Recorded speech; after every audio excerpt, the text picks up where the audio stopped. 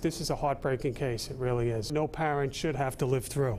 We now know 7-month-old Mason Saldana was the baby a tourist found floating in the East River underneath the Brooklyn Bridge Sunday afternoon. Police believe the baby's father, 37-year-old James Curry, tossed the child into the water. Surveillance video is key here, putting the pieces together. We have the father leaving his residence in Co-op City with what appears to be a backpack that is somewhat rigged to be like a baby carrier.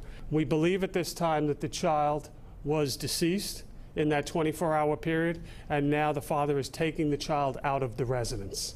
And they have a clear timeline of the father's movements over the weekend. Around 12:30 Saturday afternoon, Curry picks the child up from his mother's place, and 20 minutes later, both father and son are seen entering Curry's apartment building in Co-op City in the Bronx.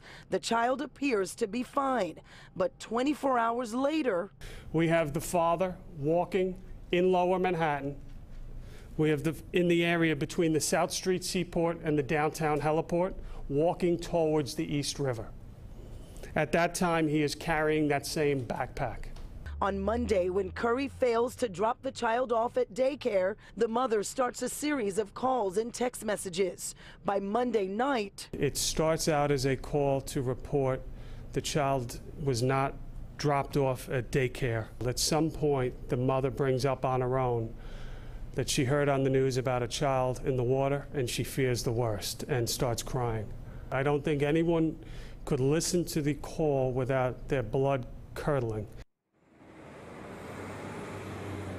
And just to recap, the parents are not married, but they have a custody agreement where the father would pick the child up on the weekends and drop the child back off at a daycare. As you heard there, the mother made the frantic call, made that connection. Right now, the father, James Curry, is in Thailand. He's being held there. He's expected to return to the city in about a week, where he will face some serious charges. For now, we are live in Lower Manhattan. Nicole Johnson, Pix 11 News.